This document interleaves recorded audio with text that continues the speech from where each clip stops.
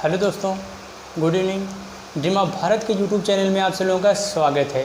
दोस्तों, पुनः उपस्थित हैं हम एक टॉपिक लेकर के आप लोगों के सामने। और आज का जो टॉपिक है यह है मध्यकालीन इतिहास का टॉपिक, और मेडिवल हिस्ट्री का जो टॉपिक है यह है भारत पे अरबों का आक्रमण और इस्लाम धर्म का उदय। ऐसी क्या परिस्थितियाँ बनती हैं कि अरबों का जो है भारत पे आक्रमण होता है, तत्कालीन कौन सी सिचुएशन बन जाती है, तो इसको आज हम लोग पूरा डिटेल से कवर करेंगे। साथ ही साथ देखेंगे कि इस्लाम धर्म का उदय किस प्रकार हुआ, कैसे उसका जो है प्रचार प्रसार हुआ, किस तरह से जो है ये सारी घटनाएं देखेंगे। साथ ही साथ तत्कालीन जो भारत पे अरबों का आक्रमण होता है तो तत्कालीन उसका प्रभाव क्या रहा, वो सारे टॉपिक को हम लोग पूरा डिटेल से कवर करेंगे। लेकिन टॉपिक पे आने से पहले एक छोटा सा निवेदन है, आप हमारे चैनल को सब्सक्राइब और शेयर करना बिल्कुल ना भूलिएगा। अगर हम बात करें तत्कालीन इस्लाम के उदय की, क्योंकि इस्लाम का उदय जो है वो 6वीं शताब्दी में हो जाता है, और जब 6वीं शताब्दी में इस्लाम का उदय हो जाता है तो तेज़ी से इस्लाम का प्रचार प्रसार आसपास के कंट्रियों में होने प्रारंभ हो जाता है। क्योंकि अगर आप देखेंगे, ये आप मैप देख रहे हैं, मैप में अगर आप देखेंगे तो जो अरब कंट्री हैं, जितने भी अरब कंट्री हैं, तेज़ी से जो है वहाँ इस्लाम धर्म का प्रचार प्रसार हुआ। चाहे वो सऊदी अरब हो गया, चाहे ईरान हो गया, इराक हो गया, सीरिया हो गया, तुर्की हो गया, इन सारे जो आसपास के क्षेत्र हैं, जो अरब कंट्री हैं, इन सारे क्षेत्रों में जो है तेज़ी से इस्लाम धर्म का प्रचार प्रसार हुआ। और जब इस्लाम धर्म का प्रचार प्रसार अरब कंट्री में हो गया तो इसके साथ साथ धीरे धीरे इन्होंने बाहरी क्षेत्रों में भी जो है अपने इस्लाम धर्म का प्रचार प्रसार इन्होंने करना प्रारंभ किया। एक्चुअली में अगर हम बात करें अगर हम भारत पे अरबों का आक्रमण क्या पृष्ठभूमि बनी, क्योंकि ये लोग भारत पे आक्रमण तो करना चाहते थे। अरब जो है, अरबवासी जो है वो भारत पे तो आक्रमण करना चाहते थे, लेकिन कोई कारण नहीं बन रहा था। भाई कोई कारण होना चाहिए, किसी कारण बस तभी ना अटैक करेंगे, क्योंकि ये लोग जो है एक मौके की तलाश में थे, एक कारण की तलाश में थे, और कारण मिल नहीं रहा था। और संयोग बस क्या हुआ कि आप देख रहे हैं मैं, ये है नीचे श्रीलंका, या इसे तत्कालीन उस समय जो है सिंगल द्वीप के नाम से जाना जाता था, सिंगल द्वीप। यहाँ से जो है एक जहाज़ जा रहा था। कहाँ जा रहा था? ये जहाज़ जा रहा था, ये इधर मुल्तान से होते हुए, सिंध से होते हुए ये जा रहा था, इधर लाल सागर से होते हुए ये जा रहा था सीरिया, यानी कि दमिश्क। और दमिश्क में चूँकि इस्लाम में अगर देखें तो जो सर्वे सर्वा होता है इस्लाम में, वो खलीफा होता है। खलीफा जो होता है वो इस्लाम धर्म का एक तरह से मान लें कि धर्म गुरु होता है, यानी कि धार्मिक केंद्र का जो सर्वे सर्वा होता है वो खलीफा होता है। लेकिन तत्कालीन उस समय जो है धार्मिक प्रमुख हुआ करता था, लेकिन परिस्थितियाँ बदली, धार्मिक के साथ साथ ये राजनैतिक प्रमुख भी बन बैठे। ये जो खलीफा थे इस्लाम में, ये धार्मिक के साथ साथ ये क्या किए कि राजनैतिक के भी प्रमुख बन बैठे। और चूँकि ये आप देख रहे हैं, ये है दमिश्क, और दमिश्क जो है ये सीरिया की राजधानी है।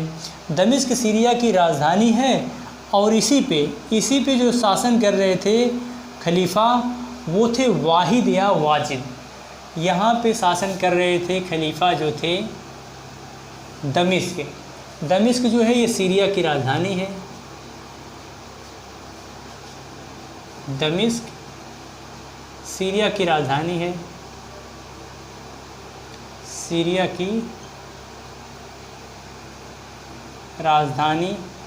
की राजधानी है। और इसी पे शासन कर रहे थे खलीफा जो थे यहाँ के दमिश्क में। खलीफा जो थे उनका नाम था वाहिद या वाजिद। उनका क्या नाम था? उनका नाम था वाहिद या वाजिद। वाहिद या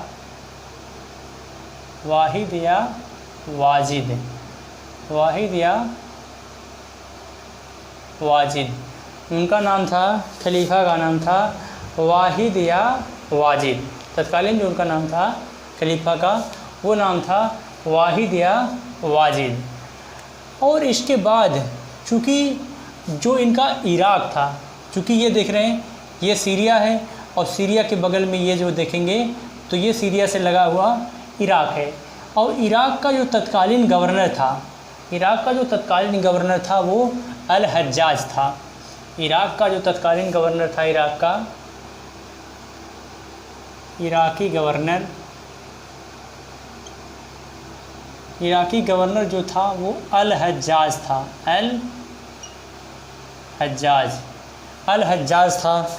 चूँकि ये जो नाव आ रही थी सिंघल द्वीप से, ये जाने वाली थी कहाँ, दमिश्क यानी कि ये खलीफा के पास, जो वाहिद और वाजिद खलीफा हैं, ये नाव इन्हीं के पास जा रही थी। अब इस नाव में था क्या, चूँकि ये नाव जो थी वो दासों से भरी हुई थी।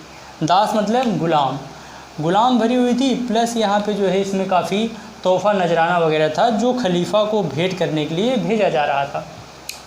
खलीफा को भेंट करने के लिए भेजा जा रहा था, चूँकि इसमें जो है गुलामों के तौर पे वो मुस्लिम जो है नाबालिग लड़कियाँ थी जिनको जो है दास के रूप में, ये नजराने के रूप में भेंट करने के लिए भेजा जा रहा था दमिश्क यानी कि खलीफा के पास, वाहिद या वाजिद जो खलीफा थे।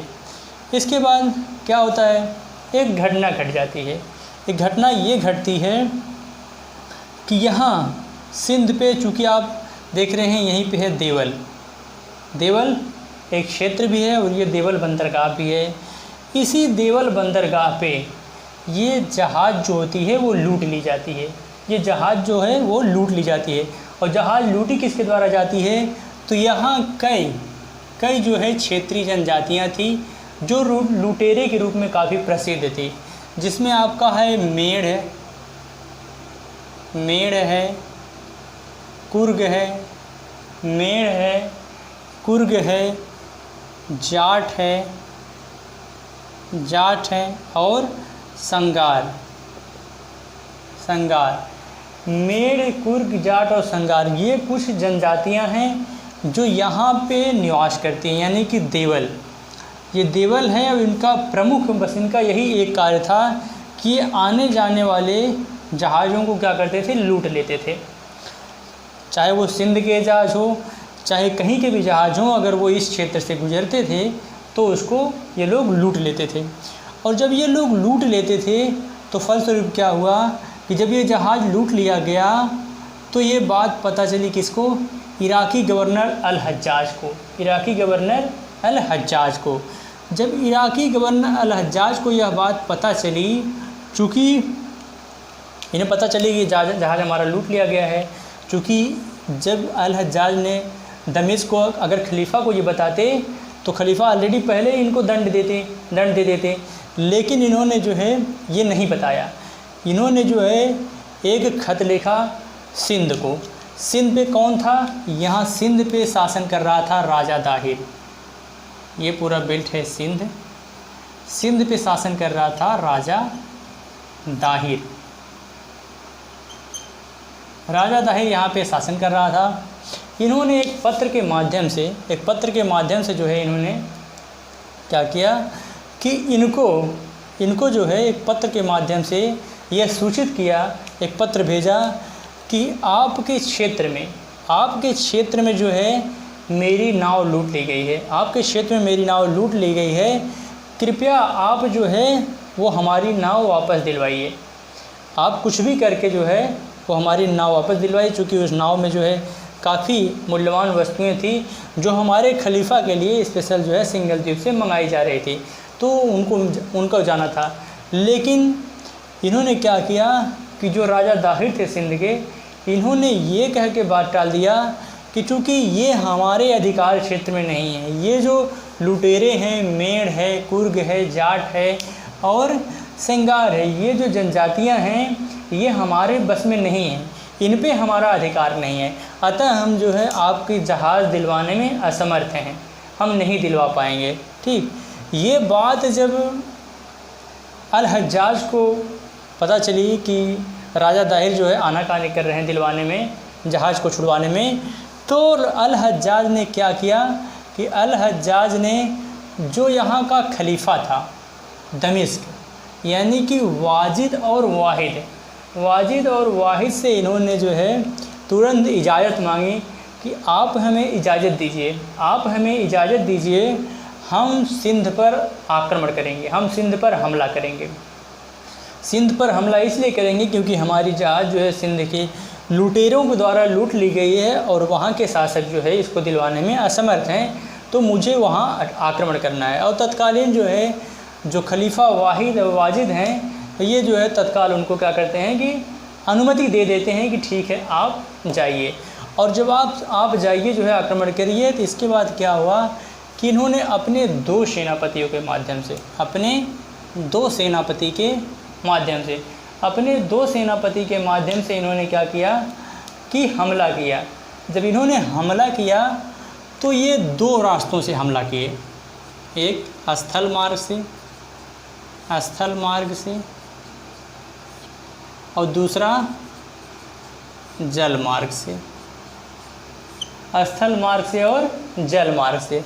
स्थल मार्ग और जल मार्ग से जब भी करते हैं तो इनके दोनों सेनापति जो रहते हैं वो परास्त हो जाते हैं।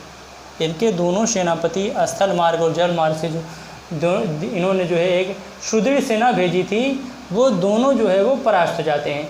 और जब दोनों परास्त हो जाते हैं, चूँकि इससे पहले हम लोग ये जानते हैं नॉर्मली कि जो अरबों का आक्रमण होता है वो 712 में होता है मोहम्मद बिन कासिम के द्वारा, लेकिन ये गलत है। ठीक, 712 ईस्वी में अरबों का आक्रमण हुआ था। अरबों का जो सफल आक्रमण हुआ था वो 712 ईस्वी में हुआ था, लेकिन इसके पहले भी कई असफल आक्रमण हो चुके थे।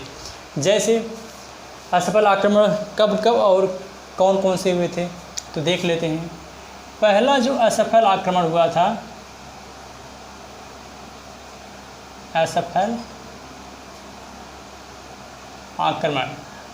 पहला जो असफल आक्रमण हुआ था वो 634 में हुआ था। 634 ईस्वी में, 634 एडी में।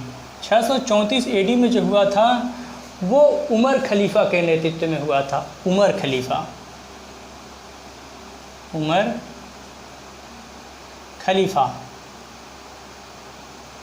खलीफा के नेतृत्व में हुआ था।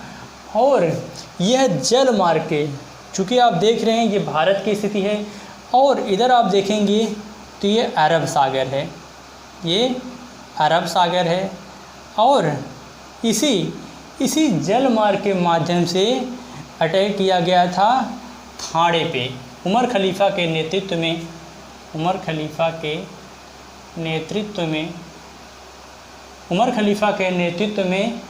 थाने में। और ये थाने कहाँ है तो ये थाने है मुंबई में। ये थाने कहाँ है तो ये मुंबई में, यानी कि ये मुंबई वाला बेल्ट है थाने, और यहीं पे जो है अटैक किया गया था किसके द्वारा तो उमर खलीफा के नेतृत्व में 634 में, जबकि ये क्या होता है असफल होता है। इसके बाद जो अगला जो आक्रमण होता है वह होता है 644 में, 644 एडी में। और 644 एडी में जो आक्रमण होता है वह उस्मान खलीफा के नेतृत्व में होता है। उस्मान खलीफा के नेतृत्व में यह आक्रमण होता है। और इसके द्वारा जो है ये मकरान वाला जो बेल्ट देख रहे हैं आप ये मैप में, इसको जीत लिया जाता है। मकरान जो है इसको जीत लिया जाता है। मकरान को किसके द्वारा तो उस्मान खलीफा के द्वारा। उस्मान खलीफा के द्वारा जो है ये इसको जीत लिया जाता है, मकरान विजय किया जाता है। मकरान विजय किया जाता है। और जो अगला जो आक्रमण होता है वह 659 में होता है अल हरीसी के नेतृत्व में।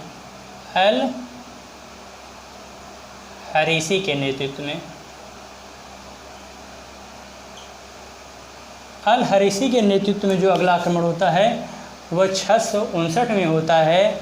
और इसमें इसकी मृत्यु हो जाती है। इसमें जो है इसकी क्या होती है मृत्यु हो जाती है।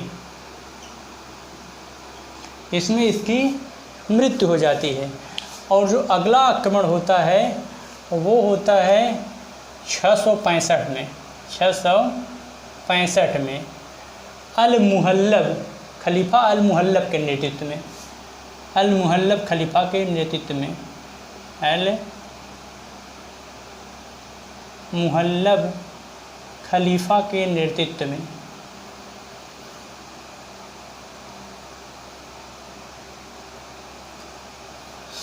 अल मुहल्लब खलीफा के नेतृत्व में आक्रमण किया जाता है 665 में अल मुहल्लब के द्वारा, और इसमें भी असफल होता है। इसमें इसकी भी मृत्यु हो जाती है, इसकी भी मृत्यु हो जाती है।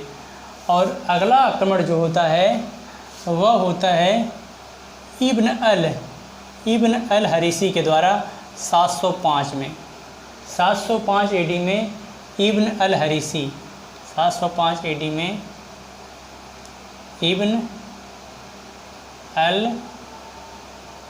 हरीसी, इब्न अल हरीसी के नेतृत्व में जो है यह आक्रमण होता है 705 ईस्वी में, और यह मकरान को विजित कर लेता है। यह मकरान को विजित कर लेता है, साथ ही साथ जो है मकरान से लेकर के ये देवल यानी कि ये जो सिंध के थोड़ा बहुत करीब तक पहुंच जाता है। ये मकरान को विजित करके जो है ये सिंध के आसपास तक पहुंच जाता है। तो इतना, इससे पहले 712 के पहले तक इतने आक्रमण हुए थे, और सभी क्या है बहुत ज़्यादा हद तक जो है इन्हें सफलता नहीं मिल सकी थी। चूँकि इससे पहले जो है उस्मान खलीफा जो 644 में इन्होंने आक्रमण किया था, मकरान विजय की थी, तो इन्होंने जो है कुछ हद तक अपनी सत्ता स्थापित करने का प्रयास किया। लेकिन चूँकि यहाँ पे जो ये मकरान है, मकरान के आसपास यानी जो सिंध, ये देवल के आसपास, चूँकि यहाँ पे जो है खूंखार लुटेरे रहते थे, जिसमें हमने बताया कि मेड़ थे, कुर्ग थे, जाट थे, संगार थे, ये सारी जो जनजातियाँ थी, इनको मतलब इनके अंदर एक भय हो गया कि जो है ये बहुत खूंखार लुटेरे थे, लूट लेते हैं और इनको जो है लोगों को मौत के घाट उतार देते थे। तो इनके अंदर जो है दहशत हो गई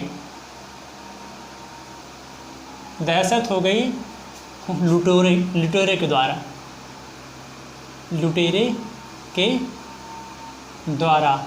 साथ ही साथ चूँकि ये अरब वाला बेल्ट है, तो यहाँ पानी की कमी भी है, और पानी की कमी होने की वजह से यहाँ पे जीवन को सर्वाइव करना बड़ा मुश्किल होता है। तो यहाँ पे पानी की कमी है, साथ ही साथ फल वगैरह की भी कमी है, जिसकी वजह से यहाँ पे जीवन सर्वाइव करना मुश्किल है। तो इन्होंने जो है इनके द्वारा यहाँ पे सत्ता बहुत ज़्यादा समय तक स्थापित नहीं की जा सकती है। इसके बाद फलस्वरूप जो है ये सिचुएशन है 634, 644, 659, 665, 705 एडी।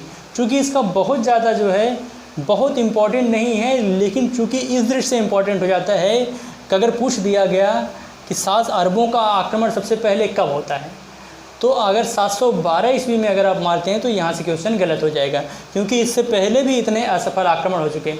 अगर हाँ ये पूछा जाए कि भारत में सबसे पहले अरबों का सफल आक्रमण कब हुआ, तो 712 ईस्वी, मोहम्मद बिन कासिम के समय जो है 712 ईस्वी में अरबों का सफल आक्रमण होता है।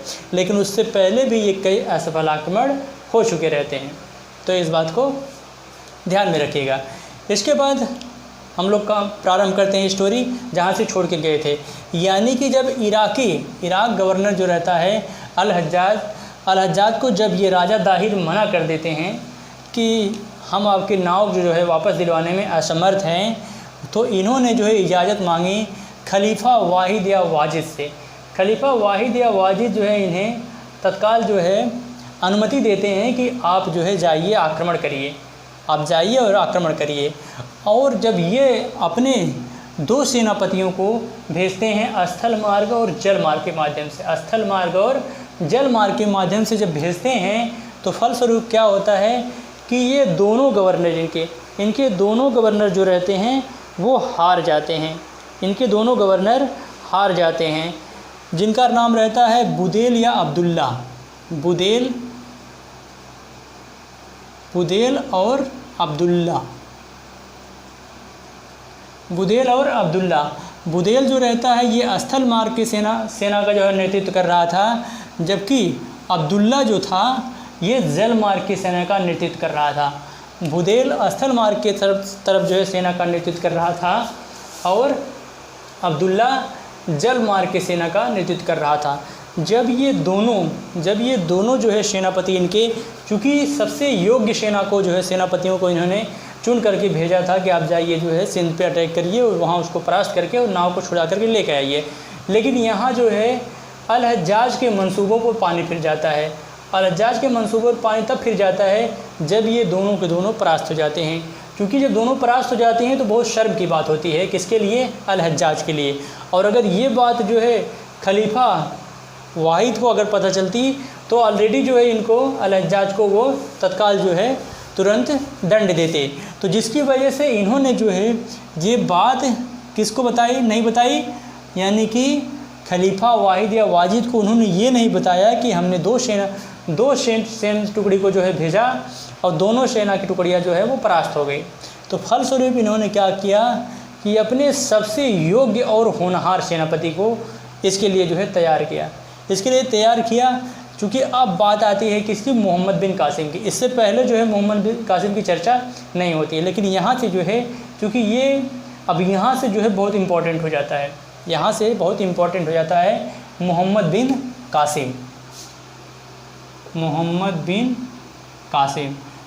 बिन कासिम की जो उम्र रहती है उस समय 17 साल रहती है। उम्र जो रहती है ये 17 साल रहती है। और यह जो है इराकी गवर्नर अल हज्जाज का मोहम्मद बिन कासिम जो रहता है, अल हज्जाज का यह भतीजा भी था और दामाद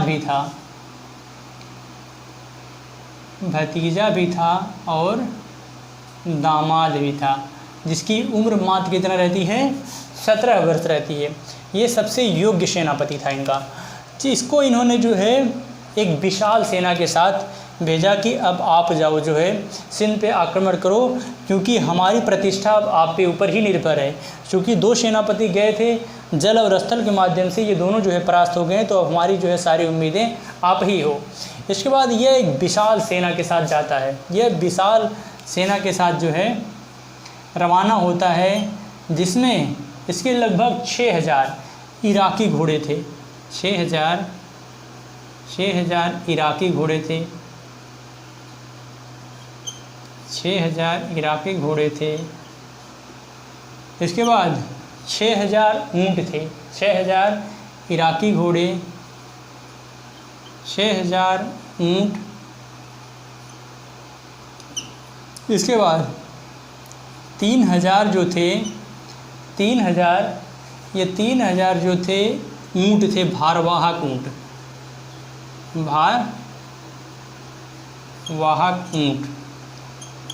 ऊँट।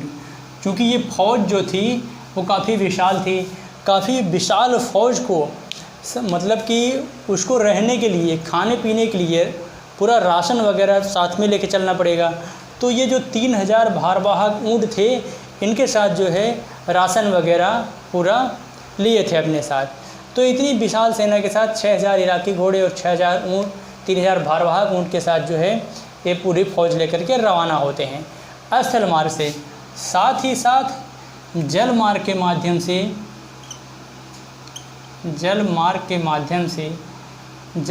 माध्यम से इन्होंने क्या किया कि एक लगभग 5 जो है पत्थर फेंकने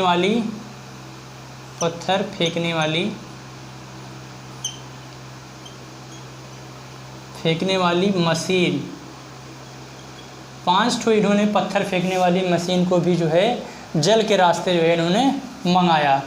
और ये पत्थर फेंकने वाली मशीनें इतनी विशाल होती थीं कि 5 मशीनें थी कुल, और एक मशीन पे जो है लगभग 500 आदमी कार्य करते थे। 500 आदमी कार्य करते थे।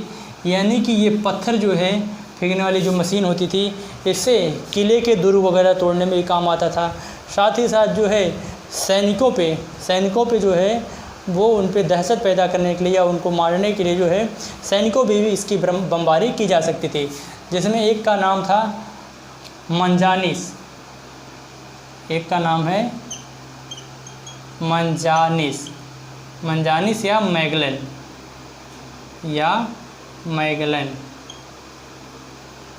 मंजानिस या मैगलन जो है, इस तरह की 5 जो है मशीनें थी जो इतनी विशाल हुआ करती थी कि एक मशीन पे लगभग 500 आदमी जो है कार्य करते थे। साथ ही इससे जो है पत्थर, शिलाकंटक जो है बड़े बड़े पत्थरों से जो है प्रहार किया जाता था किलों की दीवारों को तोड़ने के लिए, और किलों की दीवारों को तोड़ने के साथ साथ जो है शत्रुओं को विनाश करने के लिए, उनकी विशाल विरोधी सेना को जो है मौत के घाट उतारने के लिए उस पर जो है आक्रमण किया जाता था। और ये क्या होता है कि यह आगे बढ़ता है, यह जो है अपनी विशाल सेना लेकर के आगे बढ़ता है। क्योंकि ऑलरेडी जो है मकरान पे अरबों का कब्ज़ा हो गया था, तो अरबों का जब मकरान पे कब्ज़ा हुआ था, चूँकि इब्न अल हरीसी जो था, इब्न अल हरीसी, इससे पहले इसने जो है मकरान तक विजय कर ली थी, और चूँकि ये भी जो है अरबी है और ये जो है मोहम्मद बिन कासिम ये भी अरबी है, तो जब ये मोहम्मद बिन कासिम मकरान पे पहुंचता है, तो मकरान पे पहुंचने के बाद क्या होता है कि इसको इसका सपोर्ट मिल जाता है। जब इसको इसका सपोर्ट मिल जाता है तो यह क्या करता है कि इस पे आक्रमण करता है। इस पे जो है चूँकि इसकी और फौज जो है वो और विशाल हो जाती है, फौज और विशाल हो जाती है। फलस्वरूप जो है यह मकरान से प्रवेश करता है सिंध में, और सिंध में जब प्रवेश करता है तो ये आप देख रहे हैं पहला सिंध में सबसे पहला स्थान जो पड़ता है वो देवल है। कौन सा है? वह देवल है। और इसी देवल में कहा जाता है कि चूँकि प्रतिशोध तो लेना ही था, बदला तो लेना ही था, और जितना गुस्सा था सब के सब इसी देवल पर लगभग 3 दिनों तक जो है वह नरसंहार होता है। और कहा जाता है कि 17 वर्ष से अधिक के जितने भी लोग थे, 17 वर्ष से अधिक के जितने भी लोग थे देवल में, सबको जो है सबका नरसंहार कर दिया गया, सबको जो है वो मौत के घाट उतार दिया गया। इसके बाद सिंध के बाद आगे बढ़ते हैं तो ये है नीरून वाला जो क्षेत्र है, यहाँ पे बौद्ध बाहुल्य क्षेत्र के लोग थे, बौद्ध के बाहुल्य क्षेत्र लोग थे, बौद्ध वाले लोग थे, ठीक, बौद्ध के लोग थे। इसके बाद चूँकि देवल है, देवल पे ऑलरेडी जो है नरसंहार हो चुका है, और जब देवल पे नरसंहार हो गया तो फिर इसके बाद देवल को विजित करने के बाद फिर वो नीरून पहुंचता है। चूँकि जो राजा दाहिर चूँकि ये ब्राह्मण था, और ब्राह्मण जो था इसकी जो नीतियाँ थी, ब्राह्मण की जो नीतियाँ थी वो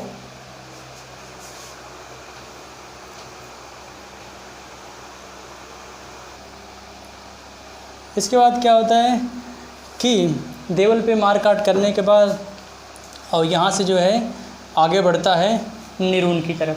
चूँकि ये राजा दाहिर जो था ये ब्राह्मण था, और ये ब्राह्मण होने के साथ साथ ये जो है पूरी तरह से ये सहिष्णु नहीं था। जो बौद्ध वगैरह थे इससे बहुत जो है वो लोग नाराज़ थे, इसकी नीतियाँ जो है इन लोगों को बिल्कुल पसंद नहीं थी। तो इसकी वजह से इन्होंने कहा कि ये लोग जो है उसको अपना राजा मान लेते हैं। और ये जो देवल पे जो यहाँ की जनजातियाँ थी, जिसमें मेड़ है, कुर्ग है और जाट है, तो इसमें सेंगर और कुर्ग ये 2 जनजातियाँ जो रहती हैं ये भी इसके खिलाफ़ रहती हैं। तो ये भी जो है इसके साथ हो लेते हैं, राजा दाहिर के साथ उसको अपना शासक मान लेते हैं और आगे बढ़ते हैं नीरून की तरफ। क्योंकि नीरून में जो है यहाँ बौद्ध मतानुयायी थे, बौद्ध धर्म के मानने वाले थे। तो इन्होंने क्या किया कि इन्होंने जो है आत्मसमर्पण कर दिया। आत्मसमर्पण मतलब इनका जो है इनका वसूल जो था अहिंसा, तो अहिंसा को फॉलो किया इन्होंने, और इन्होंने जो है अपना राजा मान लिया। क्योंकि ये ऑलरेडी जो है बौद्ध जो थे ये राजा दाहिर से नाराज़ थे, तो जिसकी वजह से इन्होंने क्या किया कि आत्मसमर्पण कर दिया। फलस्वरूप जो है यहाँ पे कोई किसी तरह का जो है कत्लेआम नहीं होता है। इसके बाद फिर यहाँ से जब आगे बढ़ता है तो सहवास जो है यहाँ पे शासन कर रहा था दाहिर का भाई जिसका नाम था बजहरा। सहवास पे शासन कर रहा था सहवास। दाहिर का भाई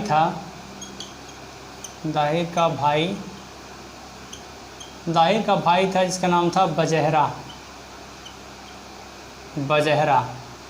और ये जो होता है यह भाग कर यह जाता है और जाटों के यहाँ शरण ले लेता है, जाटों के यहाँ शरण लेता है। बजहरा भाग कर जाता है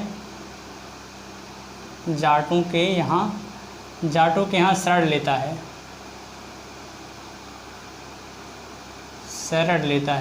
जाटों के यहाँ शरण लेता है।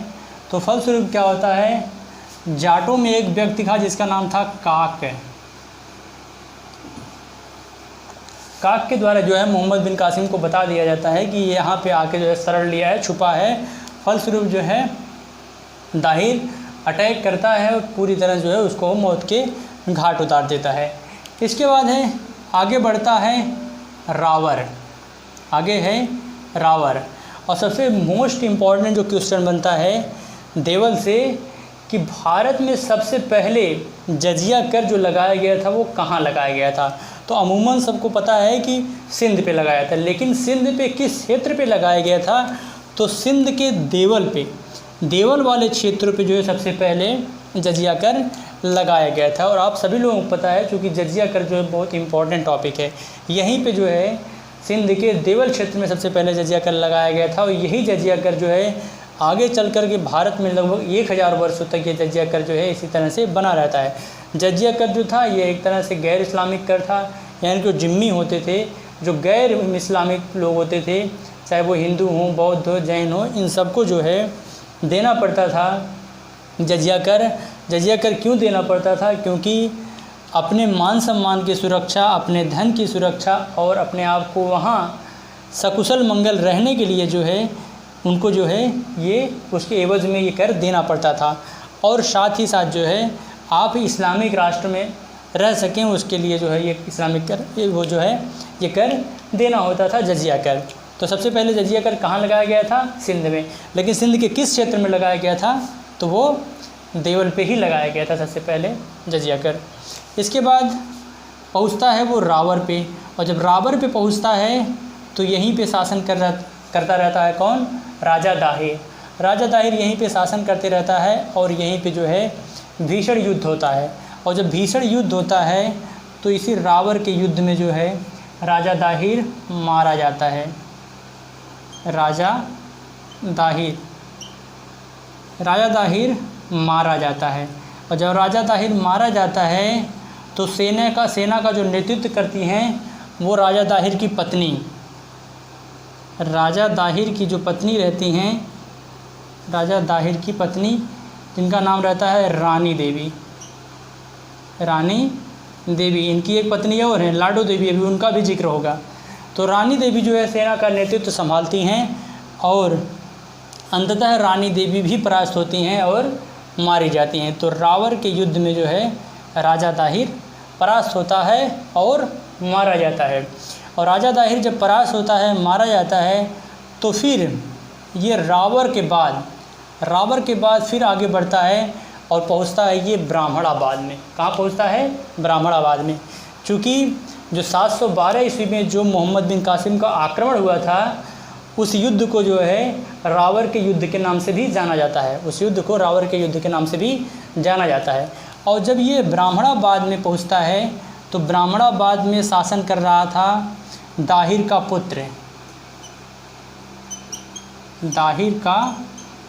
पुत्र जिसका नाम था जय सिंह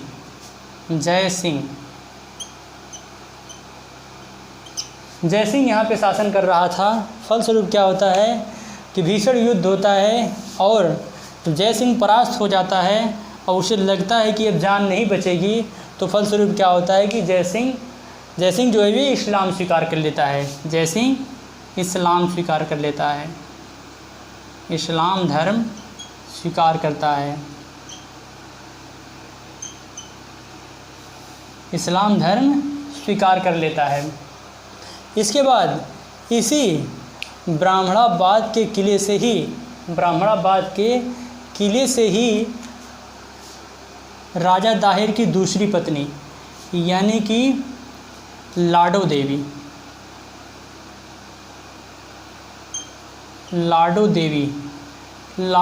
को भी जो है यहीं से गिरफ्तार कर लिया जाता है। और लाडो देवी को गिरफ्तार करने के साथ साथ उनकी 2 पुत्रियां थी, सूर्यमल और परमल।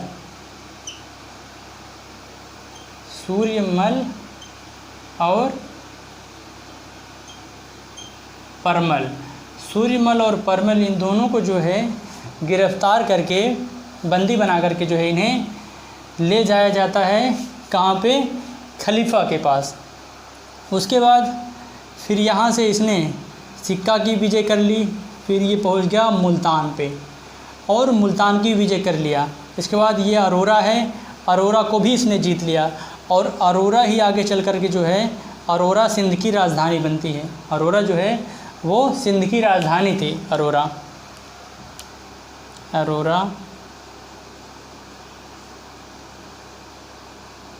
सिंध की राजधानी बनी, सिंध की राजधानी बनी। इसके बाद ये यहीं पे रुकता नहीं है। मुल्तान की जब विजय कर लिया तो ये इसका टारगेट बनता है, ये भारत में प्रवेश करना चाहता है। भारत में प्रवेश करने के उद्देश्य से इसने जो है, चूँकि उस समय उत्तर भारत में जो है व्यापारिक जो केंद्र हुआ करता था वो कन्नौज हुआ करता था। कन्नौज एक हब के रूप में उस समय जो है डेवलपमेंट हुआ था उत्तर भारत में। क्योंकि उत्तर भारत में जो ये साम्राज्य का विस्तार करना चाहता था तो ये अबू हाकिम के नेतृत्व में जो है इसने एक 10,000 की विशाल सेना जो है गठित करके यह आगे भेजता है इसके नेतृत्व में कन्नौज पर आक्रमण करने के लिए। लेकिन चूँकि ये टाइम पीरियड जो है वो 712 का है, 712-13 का टाइम पीरियड है। और इसमें कश्मीर में एक महान शासक हुआ करता था जिसका नाम था ललितादित्य मुक्तापिंड। जिसका नाम क्या था? ललितादित्य मुक्तापिंड। कश्मीर का एक शासक हुआ करता था जिसका नाम था ललितादित्य मुक्तापिंड। और कश्मीर का जो शासक था ललितादित्य मुक्तापिंड, यह कारकोट वंश का शासक था। ललितादित्य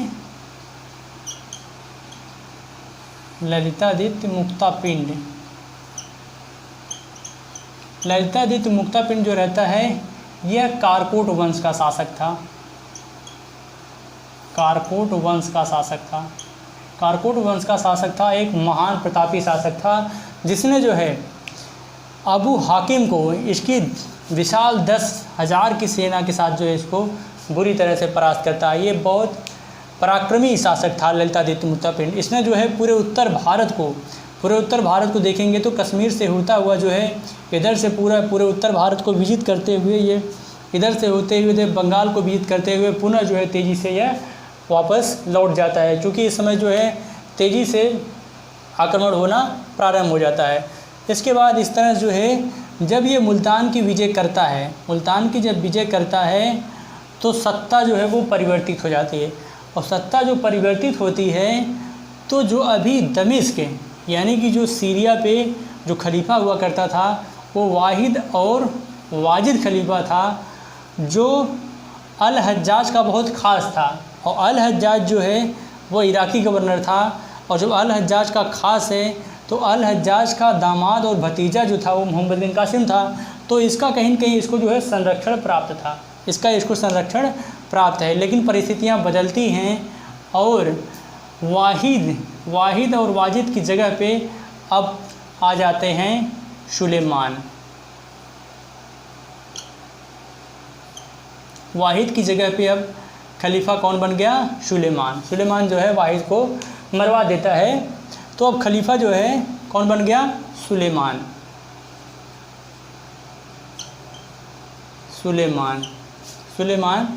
खलीफा बन गया। सुलेमान जब खलीफा बन गया तो इसने क्या किया? इसने तुरंत जो है हुक्म दिवाया कि जल्दी से जल्द जो है मोहम्मद बिन कासिम को वापस बुला लिया जाए। क्योंकि मोहम्मद बिन कासिम जो था ये पूरा मुल्तान तक विजय कर चुका था, यानी कि पूरा सिंध जो है इसके अधिकार में हो गया था। लेकिन 713 ईस्वी में इसको वापस बुला लिया जाता है। और चूँकि अल हज्जाज ये जो सुलेमान था ये वाहिद का प्रतिद्वंदी था। वाहिद का जो है प्रतिद्वंदी कौन था? तो वाहिद का प्रतिद्वंदी जो है वह सुलेमान था। तो इसने क्या किया कि जब इसको बुलवाया मोहम्मद बिन कासिम को, तो ये वापस आता है। और साथ ही साथ अभी जो मैंने बताया कि राजा दाहिर की जो पत्नी थी लाडो देवी की 2 पुत्रियां थी, सूर्यमल और परिमल। सूर्यमल और परिमल को साथ ही लेकर के जब ये वापस आता है इनको भेंट करने के लिए, तो यहाँ पे जो है सूर्यमल और परिमल के द्वारा एक चाल चली जाती है। यहाँ पे जो है मोहम्मद बिन कासिम को मारने का 2 दृष्टिकोण हो सकता है, 2 दृष्टिकोण हो सकता है।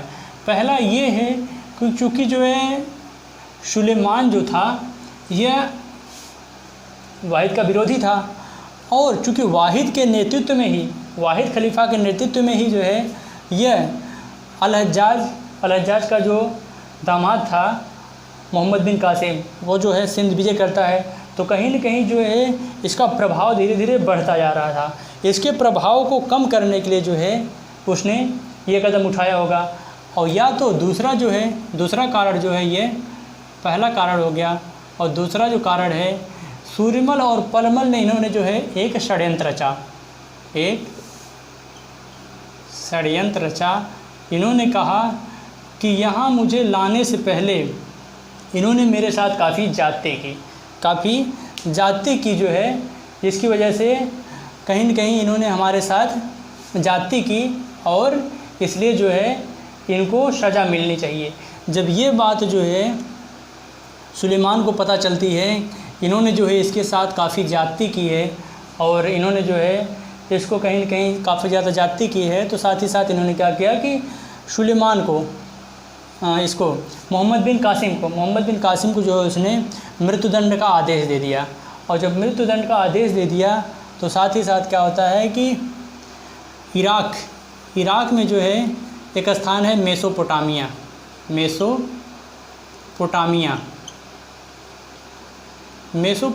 में जो है कहा जाता है कि इसको मौत के घाट उतार दिया जाता है। 713 ईस्वी में जो है इसको मार दिया जाता है, मृत्यु के घाट उतार दिया जाता है। बाद में जब ये हकीकत पता चलती है कि ऐसा नहीं था, तो बाद में सूर्य देवी और परिमल देवी को भी मार दिया जाता है। तो इस तरह से जो है ये पूरी पृष्ठभूमि रही अरबों के आक्रमण की।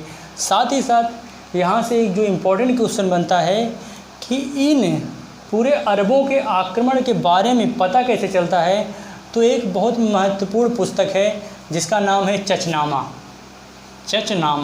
चूँकि चचनामा जो है यह एक पुस्तक है, अरबी पुस्तक है।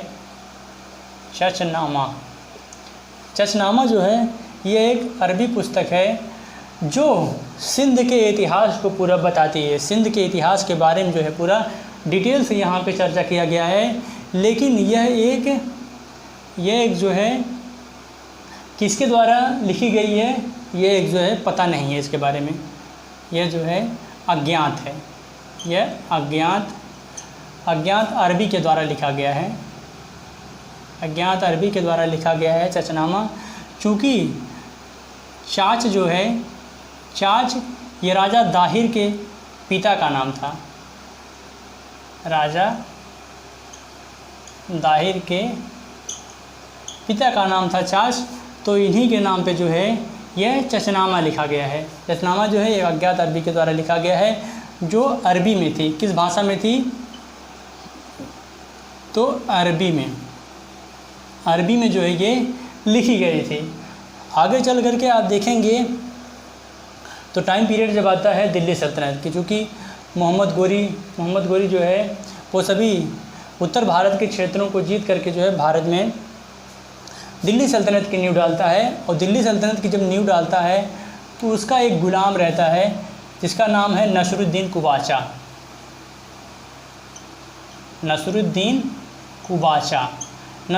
कुबाचा जो रहता है, क्योंकि थोड़ा सा चर्चा करना इम्पोर्टेंट हो जाता है। नसरुद्दीन कुबाचा जो रहता है वह गवर्नर रहता है सिंध वाले क्षेत्र पे। सिंध, मुल्तान, ये वाला जो बेल्ट है पूरा, सिंध, मुल्तान, इन सभी क्षेत्रों का गवर्नर कौन था? तो नसरुद्दीन कुबाचा, जो मोहम्मद गोरी का जो है गुलाम था। तो इसने क्या किया कि इसने जो है इसका जो चचनामा पुस्तक है, चचनामा का जो है इसने अरबी भाषा से फारसी भाषा में अनुवाद करवाया। फारसी भाषा में फारसी भाषा में इसने क्या किया, अनुवाद करवाया, अनुवाद करवाया। और यह जो अनुवाद किया जाता है वह अबू बकर के द्वारा किया जाता है। अबू बकर के द्वारा जो है इसका फारसी भाषा में अनुवाद कराया जाता है। और इसका अनुवाद जो है अकबर के भी समय में होता है, अकबर के समय भी होता है, अकबर के समय अनुवाद होता है, अनुवाद होता है जो मीर मोहम्मद मासूम के द्वारा, अकबर का टाइम पीरियड में जो है इसका अनुवाद किया जाता है। किसके द्वारा? मीर मोहम्मद मासूम के द्वारा इसका अनुवाद किया जाता है। लेकिन इतना ज़्यादा इम्पोर्टेंट ये नहीं है जितना इम्पोर्टेंट है जो अबू बकर के द्वारा जो है नसरुद्दीन कुबाचा के समय जो है किया जाता है। और नसरुद्दीन कुबाचा जो रहता है वो मोहम्मद गोरी का गुलाम था। तो इस तरह से जो है ये पूरी की पूरी जो है पृष्ठभूमि हो गई। यहाँ से पूछा जाता है, क्वेश्चन बनता है कि सिंध के इतिहास के बारे में जो है किस पुस्तक से पता चलता है। तो सिंध के इतिहास के बारे में जो पता चलता है वो कौन सी पुस्तक है? चचनामा। किस भाषा में लिखी गई थी? तो चचनामा जो थी वो पहले अरबी भाषा में लिखी गई थी, एक अज्ञात अरबी के द्वारा लिखी गई थी। और चाच जो है वो राजा दाहिर के पिता का नाम था, तो उन्हीं के नाम पे जो है ये चचनामा लिखा गया था। और नसरुद्दीन कुबाचा के समय जो है अबू बकर के द्वारा इसका जो है फारसी भाषा में अनुवाद किया जाता है। फारसी भाषा में जो है इसका अनुवाद करा दिया जाता है। इसके बाद ये तो हो गया पूरा अरबों के आक्रमण से संबंधित। अब हम देख लेते हैं अगली जो पॉइंट है वो है तत्कालीन जो है अरबों के क्या इम्पैक्ट पड़ता है। जो अरबों के द्वारा जो है भारत में आक्रमण किया जाता है तो उसका प्रभाव क्या होता है, उसका क्या इम्पैक्ट पड़ता है। तो आइए देख लेते हैं। मुझे उम्मीद है कि ये आपको पूरा डिटेल से समझ में आ गया होगा कि वाहिद खलीफा, वाजिद खलीफा कौन था, सुलेमान खलीफा कौन था। ये सारी चीज़ें जो है आपको क्लियर हो गई होंगी।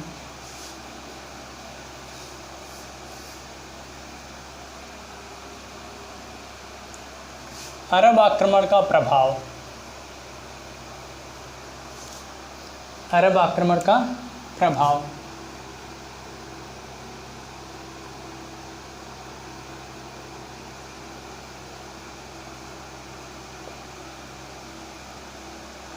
अरब आक्रमण का प्रभाव, अरब आक्रमण के प्रभाव का जो है वो काफ़ी दूरगामी परिणाम हुआ। काफ़ी दूरगामी परिणाम ये हुआ कि इससे जो है इससे जल मार्ग जो है खोजने में आसानी हो गई, यानी कि जल मार्ग के बारे में इन्हें पता हो गया। जल मार्ग के बारे में देखेंगे तो जल मार्ग से ही तत्कालीन जो है जो ये केरल वाला बेल्ट है, केरल जो मालाबार तट पे, यहीं पे जो है यहीं की जनजातियाँ आकर के, जो मोपला वगैरह जनजातियाँ थी वो आकर के धीरे धीरे यहीं पे बस गए और यहाँ के हिंदुओं से जो है उन्होंने विवाह करके धीरे धीरे वो यहाँ पे जो है अस्थायी जीवन व्यतीत करने लगे। तो मोपला जो है वो कहीं न कहीं जो है अरबों के ही वंशज थे, जो आगे चल करके जल मार्ग के माध्यम से यहाँ पे आकर वो उनके द्वारा जो है वो लोग बस गए। तो तत्कालीन जो है अरबों के आक्रमण का प्रभाव, सबसे पहले देख लेते हैं आर्थिक प्रभाव। सबसे पहले कौन सा प्रभाव देखते हैं?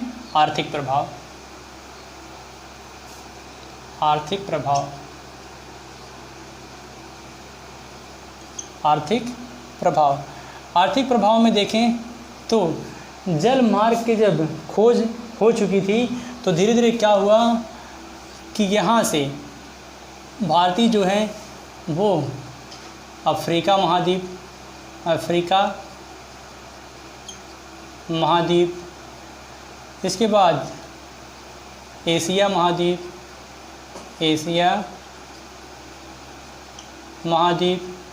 साथ ही साथ यूरोप महाद्वीप, तो इन सभी क्षेत्रों में धीरे धीरे क्या किया कि ये लोग इन सभी क्षेत्रों में फैल गए। तो ये कहीं न कहीं जो है आर्थिक प्रभाव, ये अरबों के आक्रमण का ही प्रभाव था कि धीरे धीरे जो है ये एक दूसरे जगहों पे जो है जाने लगे और साथ ही साथ अपनी संस्कृति सभ्यता का इन्होंने जो है प्रचार प्रसार करना प्रारंभ कर दिया। साथ ही साथ जो है अफ्रीका महाद्वीप, एशिया महाद्वीप और यूरोप महाद्वीप में जो है ये सभी पूरा फैल गए। इसके बाद हम देखते हैं इन्होंने जब इनका आक्रमण हुआ, चूँकि ये लोग जहाँ रहते थे, ये जहाँ रहते थे, चूँकि ये पूरा जो है डेजर्ट एरिया था, रेगिस्तानी एरिया था, तो यहाँ पे किसी प्रकार की बहुत ज़्यादा खेती वगैरह होती नहीं थी। और जब किसी प्रकार की खेती वगैरह होती नहीं थी तो ये लोग क्या करते थे कि ये लोग खजूर की खेती करते थे। खजूर की खेती करते थे, खजूर की खेती करते थे। और साथ ही साथ खजूर की खेती करने के साथ साथ ये लोग यातायात के लिए ऊँट का प्रयोग करते थे। ऊँट का प्रयोग यातायात के लिए क्या करते थे, ऊँट का प्रयोग करते थे। साथ ही साथ ये सारी चीज़ें इन्होंने जो है यहाँ पे भारत में लेकर के आए। खजूर की खेती, यातायात के लिए ऊँट का प्रयोग, तो ये सारी चीज़ें जो है अरबों की ही देन है, अरबों के द्वारा जो है भारत में लाई गई। साथ ही साथ इनके द्वारा जो है सिंध पर जो है दिरहम नामक सिक्का प्रचलित किया गया। दिरहम नामक सिक्का चलाया गया। दिरहम नामक सिक्का चलाया गया और आगे चल कर के यही दिरहम नामक सिक्का जो है वो राष्ट्रकूटों के द्वारा भी चलाया जाता है। राष्ट्रकूटों के द्वारा भी यही दिरहम सिक्का उनके साम्राज्य में चलाया जाता है। तो इस तरह से जो है खजूर की खेती, यातायात के लिए ऊँट का प्रयोग, साथ ही साथ जो है दिरहम नामक जो है सिक्का इनके द्वारा चलाया जाता है। और साथ ही साथ जो है इन्होंने जो भारतीयों की गणितज्ञ, जो गणित के क्षेत्र में भारतीयों की काफ़ी पैठ थी, गणित के क्षेत्र में भारतीयों की काफ़ी पैठ थी, गणित के क्षेत्र में इन्होंने क्या किया कि भारतीयों से क्या सीखा अरबियों ने, तो वर्गमूल,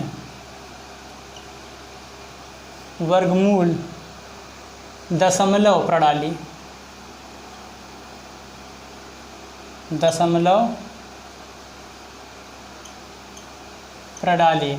वर्गमूल, दशमलव प्रणाली, घनमूल, ज़ीरो, ये सारी चीज़ें जो है अरबों के द्वारा ये भारतीयों से सीखी गई। और साथ ही साथ जब भारतीयों से सीखी गई तो आगे चल करके ये यूरोप से चीज़ें कहाँ, ये जो है अरब से चीज़ें यूरोप में ट्रांसफ़र हो गई। इसी पे जो है एक यल श्रीवास्तव करके हैं, ईश्वरी लाल श्रीवास्तव इन्होंने जो है स्टेटमेंट दिया है। ईश्वरी लाल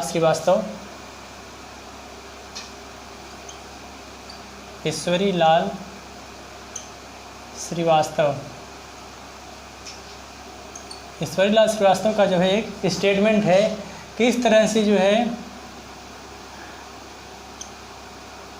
भारत से अरब और अरब से यूरोप जगत में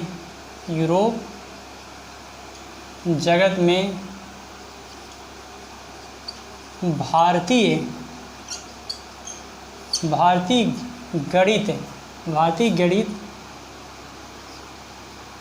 का या भारतीय गणित के ज्ञान का प्रचार प्रसार हो रहा था।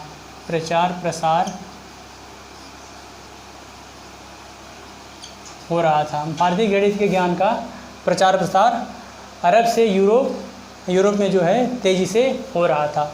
और यही वजह है कि अभी आप देखेंगे आगे चल कर के जो है इन्होंने तेज़ी से प्रचार प्रसार किया, आक्रमण जो है।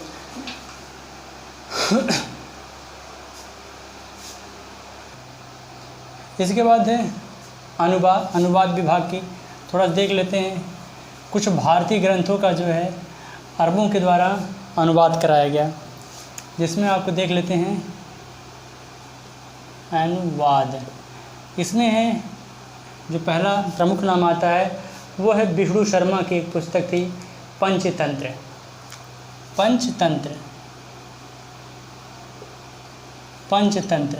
इसके लेखक हैं विष्णु शर्मा, विष्णु शर्मा, जिनका अनुवाद जो है वो अरबी में कराया गया इब्न अल मुकल्फ़ा के द्वारा, इब्न अल मुकल्फ़ा के द्वारा, इब्न अल मुकल्फ़ा, इब्न अल मुकल्फ़ा के द्वारा जो है कलील ए दिमना नाम से, कलील ए दिमना,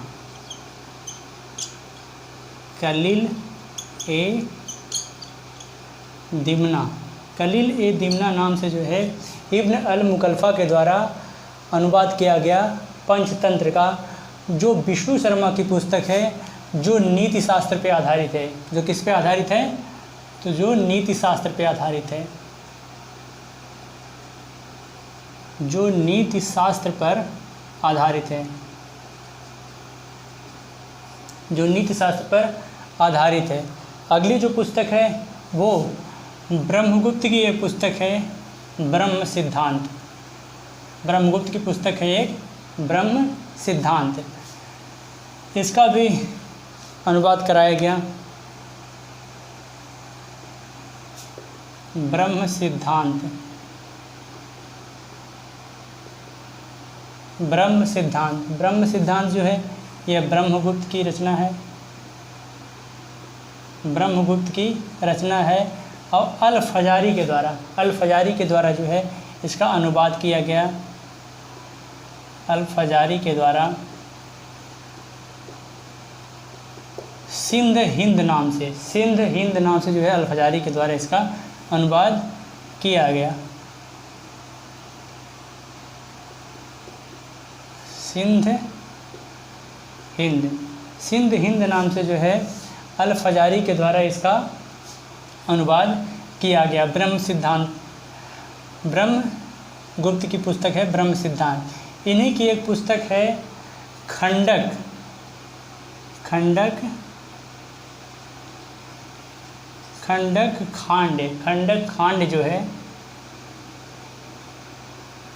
खंडक खांड जो है इन्हीं की एक पुस्तक है ब्रह्मगुप्त की, इसका भी जो है अनुवाद कराया गया। इसके बाद है, देख लेते हैं आगे, जब मोहम्मद हारून खलीफा बनता है, मोहम्मद हारून जो है जब खलीफा बनता है तो मोहम्मद हारून जो है यह विद्वानों का बहुत बड़ा संरक्षक था, यह जो है विद्वानों का बहुत बड़ा संरक्षक था। जब मोहम्मद हारून बनता है खलीफा तो वह विद्वानों का बहुत बड़ा संरक्षक था। उसने जो है भारत से जो विद्वानों को अपने यहाँ बुला करके जो है उनको धीरे धीरे बसाना शुरू किया। न केवल उसने जो है भारत से विद्वानों को अपने यहाँ बुलाया, अरब में बुलाया, बल्कि अरब के द्वारा जो है वहाँ के विद्वानों को भी भारत में भेज करके जो है यहाँ के गणित, यहाँ के ज्योतिष शास्त्र को भी सीखने का जो है अरबियों ने भरपूर प्रयास किया। इसके बाद देख लेते हैं मोहम्मद हारून जब खलीफा बना, जब खलीफा बनता है तो यह विद्वानों का बहुत बड़ा संरक्षक था, यह विद्वानों का बहुत बड़ा संरक्षक था, यह विद्वानों का बहुत बड़ा संरक्षक था। इसने अगर देखेंगे सबसे पहले एक बर्मका नामक एक व्यक्ति रहता है, बर्मका नामक एक व्यक्ति था जो बौद्धिस्ट था, जो बौद्ध मतानुयायी था, बौद्ध मतानुयायी था और ये बर्मकिस्ट फैमिली से बिलोंग करता था, बर्मकिस्ट फैमिली से, बर्कमिस्ट या बर्मिस्ट परिवार से जो है ये ताल्लुक़ रखता था बर्मका। इसने बगदाद में लगभग 50 वर्षों तक, 1-2 वर्ष नहीं, पूरे 50 वर्षों तक जो है बगदाद में इसने प्रधानमंत्री के पद पर जो है कार्य किया। तो आप इस बात से अंदाज़ा लगा सकते हैं बर्मका जो था यह 50 वर्षों तक बगदाद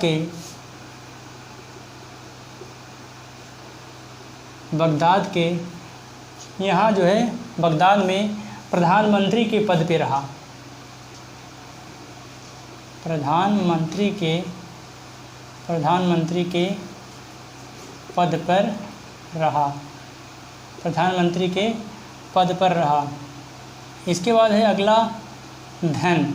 अगला व्यक्ति कौन सा है? तो अगला व्यक्ति है धन। और धन जो था यह मुख्य चिकित्सा अधिकारी, यानी जो आज हमारे यहाँ जो सीएमओ का पद होता है मुख्य चिकित्सा अधिकारी का, तो धन जो है वह व्यक्ति था जो मुख्य चिकित्सा अधिकारी के पद पे था। मुख्य चिकित्सा अधिकारी, मुख्य चिकित्सा अधिकारी के पद पर था। मुख्य चिकित्सा अधिकारी के पद पर जो है यह था। इसके बाद है अगला जो शख्स है वह है एक और शख्स है, उसका नाम है, वह भी जो है चिकित्सक ही था, मनक।